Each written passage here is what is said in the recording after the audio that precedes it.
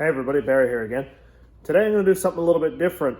I'm used to working on LS stuff over the last couple of years, and I haven't really touched small blocks, 350s, 305s, that kind of thing, in a little while. So today, I got a set of heads I'm going to clean up for a guy. He's had this 350 in a boat for a few years, and over the last winter, it seized up on him. So I guess he had some water going on in this cylinder. And he took the heads off and asked me to freshen them up.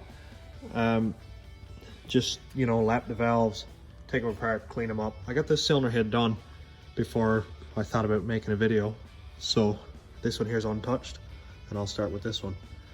Some things I noticed where it's been in a boat and it's got open cooling, got a lot of stuff built up here. So that's definitely going to be blocking off water passages. Like this one here is almost closed off altogether. And this one here is really bad too, so I'm going to clean up all this stuff. Head bolts are rough. And then I'm going to take the valves out, clean them up on the wire wheel, on the bench grinder, lap them, put it back together. And you can see I went over the deck here already. I just went over it with a little hand sander, a little electric one, with I think it's 320 grade sandpaper on it. So it's not going to remove any material from the head, but it'll take off any of this old rusty stuff here, and you know, just kind of make it uniform again. So I'll get at this head now and get it taken apart. Then we'll clean up the valves, lap them, clean up the cylinder head, and the intake ports here are kind of dirty looking too, so I'll clean that up. Clean up the exhaust ports out here, get rid of any old gasket material, and then reassemble them.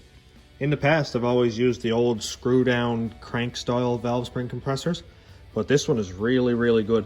It's just a clamp. So you hook this in here onto the top of the valve spring cap. This contacts the valve. You clamp it down and then take the locks out.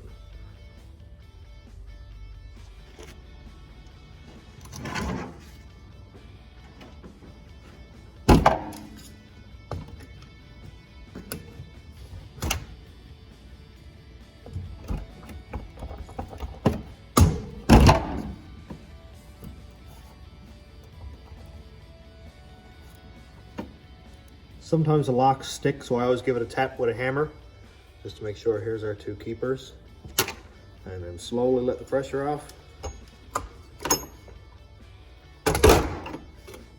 Here's our springs, the cap, and the valve rotator for the exhaust side. We're going to cut the little O-ring seal off so the valve can go through the cylinder head.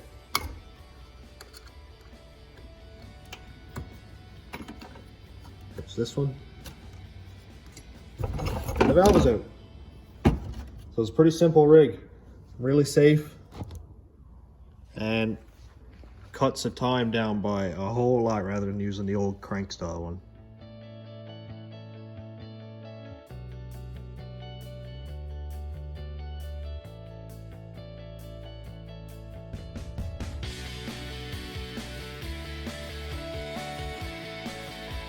Got all the springs decompressed and taken out. As you can see, we're missing one valve, which I found out is stuck in the cylinder head. So I would imagine, obviously from the look of the water and rust in there, that this was the cylinder that was giving the guy issues with the engine. So I'm going to see if I can tap it out. If not, I might have to soak it all night. I would imagine, it doesn't look like it's stuck on the guide here because it looks kind of clean. I would say it's just stuck on the seating ring down here. So let's give it a couple taps, see what happens.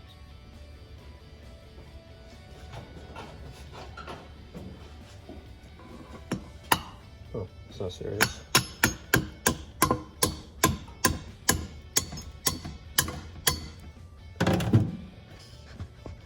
Before I go any further hitting it, look what's inside this valve. That is an absolute mess. Wow. And it's still stuck, it won't turn or anything.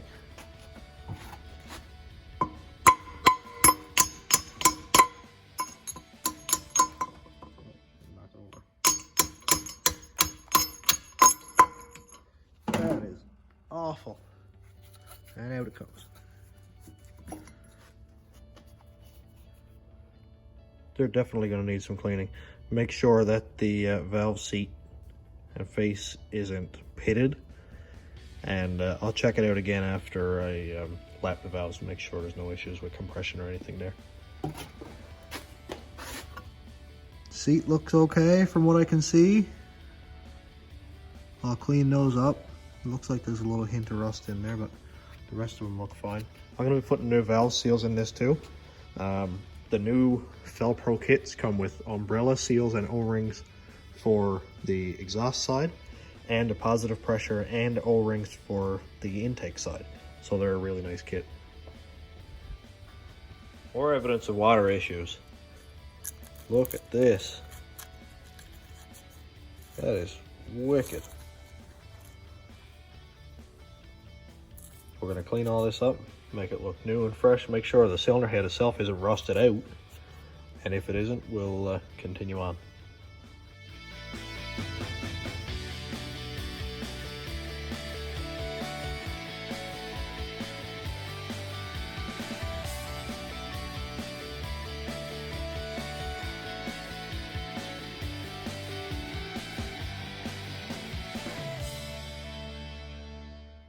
So I got the intake side cleaned up, looking a lot better.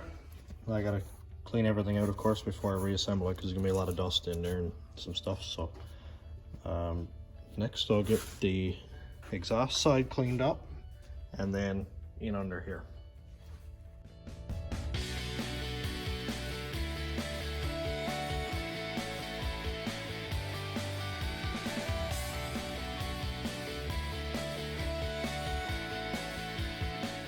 So the intake is done, cylinder head surface is done, and the exhaust is cleaned up. There was no gasket material left on it, so it was really just clean it up a little bit.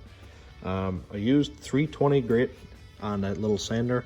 It doesn't actually remove any metal, but it'll clean off the old gasket material, some old gunk, that kind of thing. I don't really see much as in the way of detonation damage, but there is some damage here from water sitting in the cylinder. So that's pretty much all's wrong with this head. I got this little burr bit here, carbide bit, so I'm going to clean up all in around here, just kind of clean up around, you know, in the combustion chambers, clean up the ports a bit, get rid of any old carbon, any rust, and then do a real good cleaning and clean up the valves, and then we'll reassemble.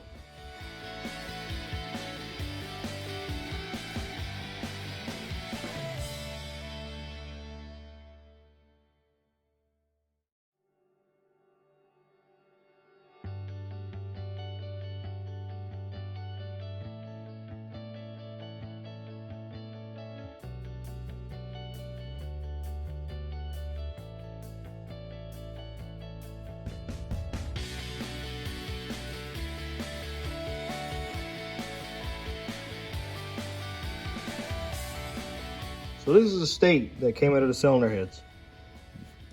I cleaned out the coolant ports all around here and cleaned up the chambers. They gotta be a little bit better yet, but I'm gonna spray in some brake cleaner so I can degrease them and continue on with that, because it keeps plugging up the carbide.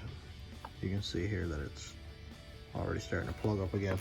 So I'm gonna spray some brake cleaner in there and go on and lap the valves, clean those up. So this is normally what I do with valves. It might seem a bit aggressive, but I usually use a bench grinder. So this is the old valve with all the rusty buildup on it, so we'll see how it comes out.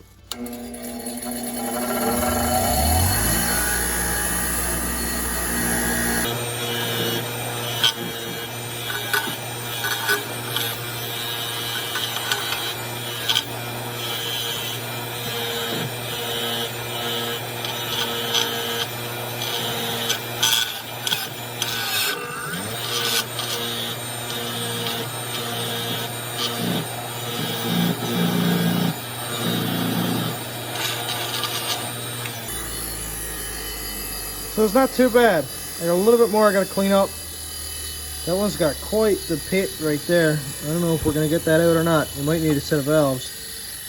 These are pitted up really good. This is the one that was obviously sitting in water for quite a while. I might have to haul a valve out of one of my old cylinder heads and put in it. we'll continue on and get the other ones done anyway. So this turned out to be a little bit more than I expected. This is another exhaust valve that I think was sitting in water by the looks of it, unless it's burnt from heat, but it doesn't really look like it. It looks like pitting. So it looks like we're going to have to go for a new set of exhaust valves. Next we'll check out this intake valve, which doesn't look very promising either. And as I suspected, the intake valves are cooked also. That is some deep pitting. Looks like we're going to need all new valves, so check back for part 2. Have a good day, everybody.